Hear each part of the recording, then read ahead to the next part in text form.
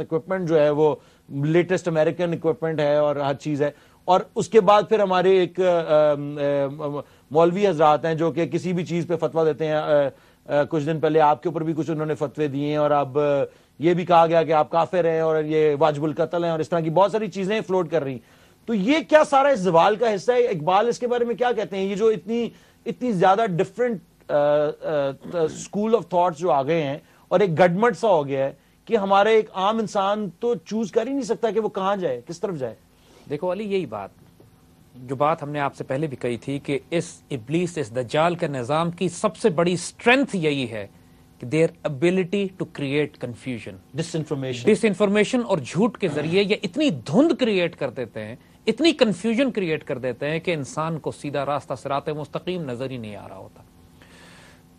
تو یہ جو چینلز صاحب جو ہمارے پاکستان کے اپنے نیوز چینلز اور خاص طور پہ یہ اس طرح کی ڈاکٹرین کو یہ لوگ بھی کیا اس نیکسس کا حصہ ہیں؟ دیکھیے بہت سارے لوگ اس سسٹم میں نادان دوست کی حیثیت سے رکھتے ہیں, بہت دانا دشمن بھی ہیں جی, اور بہت سے لوگ نائیو ہیں, بے وقوف ہیں, جینوینلی برے لوگ نہیں ہیں جی, اچھے لوگ ہیں, لیکن وہ سسٹم کنڈیشننگ کی وجہ سے یا سمجھتے نہیں ہیں سسٹم کو, یا ابھی اتنے آپ کو اتنا مضبوط نہیں پاتے کہ اس سسٹم کو ریزسٹ کر سکیں. سو وہ اس سسٹم کے ساتھ گزارا کرتے ہیں. وہ نیپولین نے کہا تھا کہ if you don't like a law, follow the law, then reach at the top and then change it yourself. وہ نیپولین کا تھا.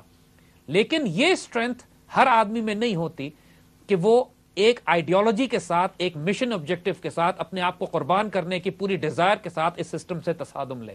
It's not possible for everyone. اور دوسری طرف جب معاشرے کا, سویلائزیشن کا, تہذیب کا زوال آتا ہے تو سب سے پہلے جو اس کی اشرافیہ ہے, جو ایلیٹ ہے اس معاشرے کی, اس میں زوال آنا شروع ہوتا ہے. اس ایلیٹ سے آپ کیا کہتے ہیں؟ جو ہمارے ملک کے جو ایلیٹ ہیں وہ معاشرے کی اشرافیہ کیا ہوتی ہے؟ وہ اشرافیہ اس کو کہتے ہیں کہ جو ٹرینڈ سیٹرز ہوتے ہیں, جو معاشرے کو آئیڈیاز دیتے ہیں, تھاٹ پروسیس دیتے ہیں, جو نیا فیشن شروع کرتے ہیں, جو نئے آئیڈیاز کو لے کر آتے ہیں, جو نئے لاز بناتے ہیں, جو اسٹیبلشمنٹ ہوتی ہے, جو ملک کے لا کو کنٹرول کرتے ہیں, جو دین کی رہنمائی کرتے ہیں, روحانی رہنمائی کرتے ہیں. یعنی اس میں ریلیجیس ایلیمنٹ بھی ہے, اسپرچول ایلیمنٹ بھی ہے, اس میں پولیٹیشینز بھی ہیں, بیوروکریسی بھی ہے, رولرز بھی ہیں, آرم فورسز کی قیادت بھی ہے, اور سب زوال پذیر ہیں ہمارے اور نظر میں, اسکالرز بھی ہیں, دانشور جنہیں آپ کہتے ہیں, اور وہ لوگ جو اوپینین میکرز ہیں, اور آج کی دور کے لحاظ سے یہ میڈیا کہلاتا ہے. تو یہ سارا اشرافیہ ہوتا ہے پوری معاشرے کا. جو معاشرے کے 99% افراد ہوتے ہیں وہ بھیڑ بکریوں کی طرح ہوتے ہیں کہ جو اپنے معاشرے کے ٹرینڈز کو فالو کرتے ہیں, جو اپنے ڈے ٹو ڈے سروائیول میں اتنے مصروف ہوتے ہیں کہ ہائر ویلیوز کی طرف ان کو جانے کا موقع ہی نہیں ملتا. تو اللہ کے بندے معاشی قحط سے, اکنامک کرائسس سے اتنا پریشان نہیں ہوتے جتنا قحط الرجال سے ہوتے ہیں. قحط الرجال کا مطلب ہے کہ انسان ختم ہو گئے. جو آج کے دور میں آپ دیکھتے ہو کہ لوگ پریکٹیکلی پوچھتے پھرتے ہیں کہ لیڈرشپ کہاں سے آئے گی, کوئی ہمیں اچھا اسکالر بتا دیجئے جس سے ہم جا کے بات کریں, کوئی اسپرچول گائیڈ آج مل جائے ہم کو. آج کیوں حضرت معین الدین چشتی اور حضرت نظام الدین اولیاء جیسے بزرگ ہمیں نظر نہیں آتے؟ کیوں ہمیں احمد بن حنبل, مالک اور شافعی جیسے, امام ابو حنیفہ جیسے علماء نظر نہیں آتے؟ کیوں مجدد الفسانی جیسے علماء نظر نہیں آ رہے ہمیں؟ کیوں علامہ اقبال جیسے دانشور پیدا ہونا بند ہو گئے؟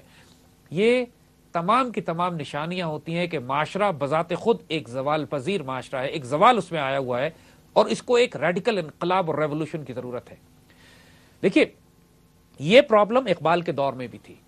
اس زمانے جب اقبال نے شاعری کی ہے تو ظاہر ہے اس معاشرے کا انہوں نے پورا ڈائگنوسس کیا ہے, پورا علاج کیا ہے. اس زمانے میں جو معاشرے کی اشرافیہ تھی, اور سب سے زیادہ اشرافیہ میں جو کرٹیکل ایلیمنٹ ہوتا ہے وہ علماء کا ہوتا ہے, اسکالرز کا ہوتا ہے. اسکالرز اگر کرپٹ ہو جائیں, اسکالرز اگر کمپرومائز کر جائیں, اسکالرز اگر بادشاہوں کے درباری ملا بن جائیں, اسکالرز اگر وہ بن جائیں کہ جو بادشاہوں کے درباروں پہ کھڑے ہو کے بینیفٹس اور پرکس, پریویلیجز, نوکری, منسٹرشپ اور سینٹ کے انتخابات کے لیے کیمپیننگ شروع کر دیں, تو یہ بڑا تاریک لمحہ ہوتا ہے. This is dark time. This is very dark time for the nation, for the ummah. اور with this we're going to take a short break and we'll be back very soon.